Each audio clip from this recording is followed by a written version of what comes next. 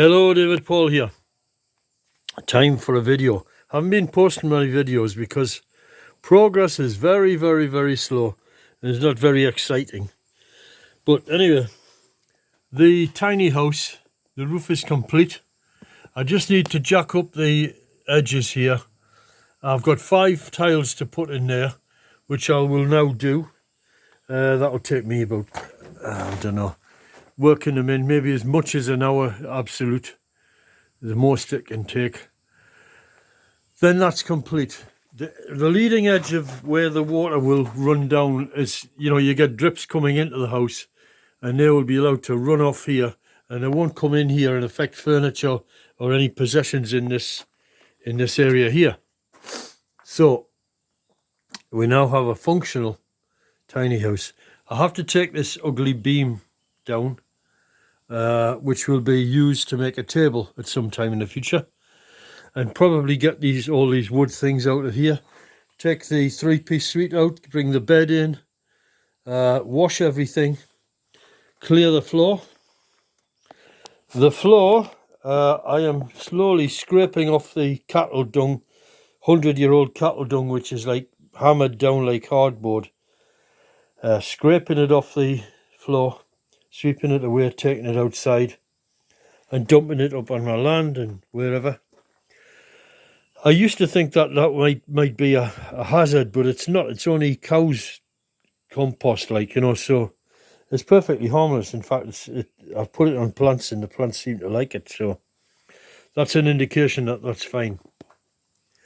I've got bags of sand and cement and stuff like that inside the house. They've got to get moved. And I think I will move all of this wood out into the room next door. The room next door is a really monstrous challenge. So I think I'm going to possibly turn this into a workshop for the next few years. Because it's going to take a lot of renovating this to make it look something pretty that anybody would want to stay in. And I have other jobs priority. Bringing Christina and the kids over is going to be a severe challenge, so why worry myself trying to just do everything, just let things progress at their own speed. For a toilet, I use a bucket, and what I do is I fill it with the soil, and then I dump it up on my land, so I'm burying it, and also each time you're using this as a sort of compost medium to add with the poo, you're sort of inadvertently shoveling this place out, and eventually you're going to end up running out of material to add to the compost, and then you'll also transfer all this stuff up the top, which helps level out one of the terraces which I want level, and I put it around my trees that I planted up there, and so that's doing okay. So that's a sneaky way of getting work done without doing the work. All of this gravel here, I hope to shovel out and put onto the floor here. Now this is a sneaky idea. If you use gravel inside of your house and just use that as your floor base and totally forget about it. Don't worry about putting a nice floor in for a couple of years because you've got other jobs to do. Because the main job at the minute is the house top. Now I've got a cooking area here. I hope you can see it in this light level, which is just all the tiles piled up to make a sort of bench that I can then cook on. So all of those tiles need to go up onto the roof. They can stay there possibly this year, but I've also got I put a lot of those tiles up here on this roof here because there was a shortfall, so they are up there and they will be like sort of reimbursed when this roof comes down and is replaced by a floor. But in addition to all of that, I have approximately half of a pallet of tiles here, and this half of a pallet will be used to start the roof on the top of the house. So I need to gobble up all these tiles, get them gone. Because I don't want them lying around possibly getting broken, or maybe somebody could steal them, but that's very unlikely. This is Portugal. People don't really steal things in Portugal. That kind of thing would only happen in a main city. So those tiles have to go up onto the roof, and I will start from one end of the roof, and I'll come up with a cunning plan. I'm going to put a lot of roof purlins in, more purlins than the roof's ever had. They will be the main support. So on this, if I look at this gable end, the thing to do is to get the job started on this gable end here. So I'm going to put some concrete, a thin layer of concrete on the top of the roof. I'm not putting what you call a ring girder in, a ring beam in. I'm just creating a level surface onto which and into which I can set my purlins, which will run across the roof. The reason for that is to stop sort of nasty point loads that might occur on the stonework, so the load is pressed evenly onto the stonework. Likewise, I will do that along all of the edges of the walls and gable ends of the house. So that's the thing to start next, is up there. It's very, very, very warm here. It's brutal, and I had a rest yesterday, didn't do much, and I also slept in late. And having done that, I feel a lot more invigorated to do more work today. So what you got to do with this work is you have to mix it, rest and work, rest and work. You have to allow rest, otherwise you just work. You work all the time, but you just work at an incredibly low level of efficiency. Okay, so that's the next thing, is to get started up there. In addition to, well, I've got cement ready for that, and I've got more gravel. All of this has to be cleared and gone inside the house before I leave. I'm leaving on the 7th of next month, and so I've got basically about 2 weeks left to work here. I grew a tomato just to see how things grow here, you know, just a little bit of experimental farming, and hopefully I'll be able to eat them before I go. And I'll hand the plant over to my friend Keith for him to use. I've been planting geraniums, because geraniums in Portugal and Spain, they do live as perennial plants. So I'm hoping that these will form bushes. If these make it through the year, then I'll go crazy and I'll really plant this up with geraniums. I will plant it solid. That there, I think, is a rosemary plant.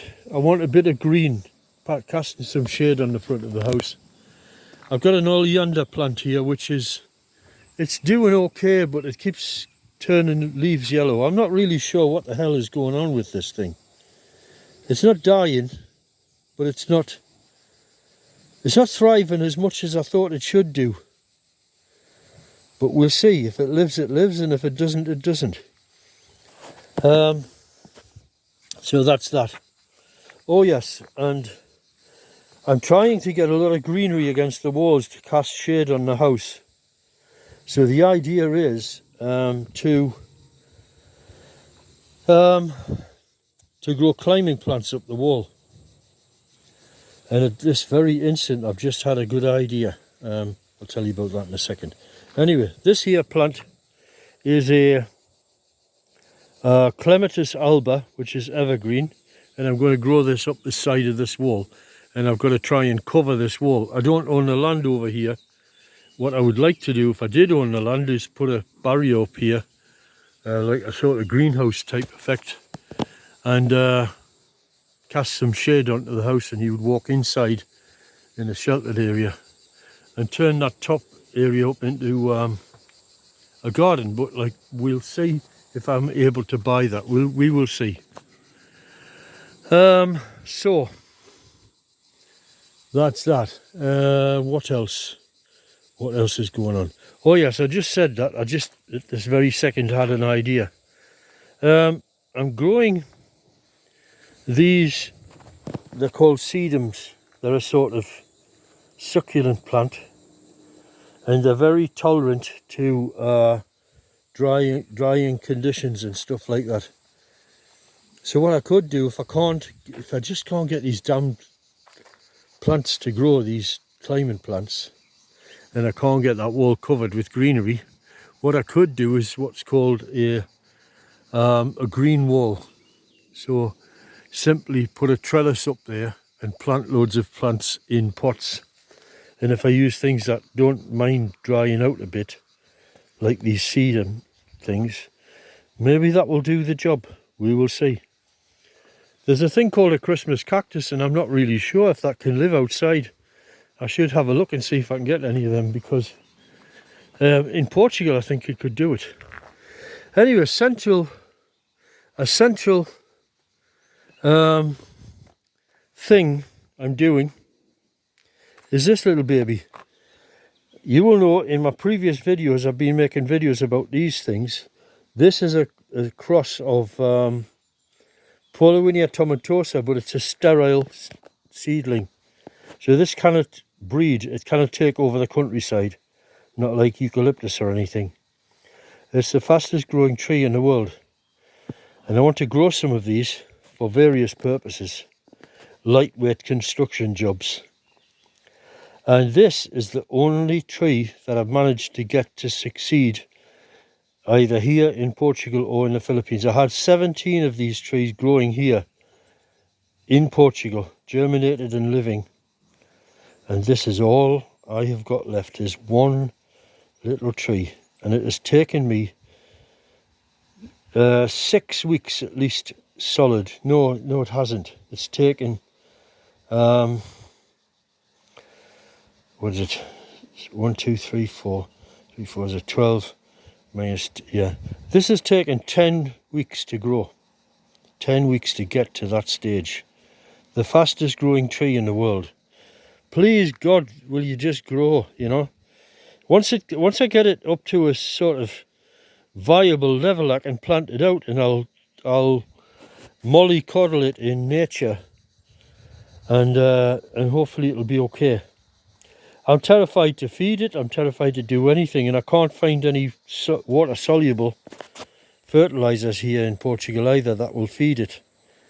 So I just don't know what to do. I'm just keeping my fingers crossed. I put it in prime compost, so it's got the best of all worlds. There's nothing more I can say about it. So there's your Paulownia tomentosa, Paulownia elongata hybrid, sterile hybrid.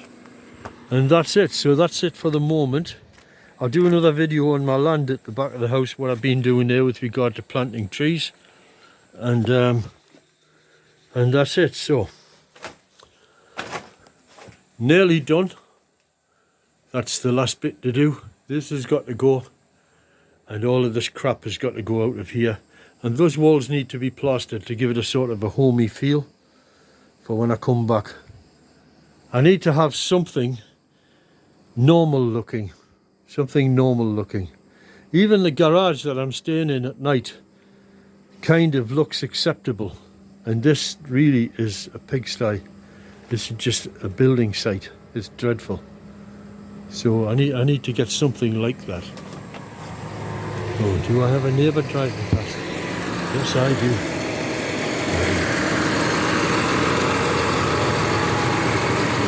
Boa tarde. Oh, eucalyptus. The guy's got eucalyptus trees, oh my God. Every time I see one of these guys, I always say, posso por vender? Is it possible you can sell me some, you know, possibly for sale? Now I'm creating a bit of an obstruction for these guys, so I think I need to get this crap off the front of the house. It's really not fair. They don't seem to mind. He's just managing to navigate the lane, but I think it's not very fair on him. Don't cheese anyone off. Don't upset anyone. Anyway, that eucalyptus wood is no use for me. It's too spindly. And there you go, too skinny. Another beautiful day in Portugal. Very, very hot though. The work here is brutal. So, até logo. See you later. Jesus be with you.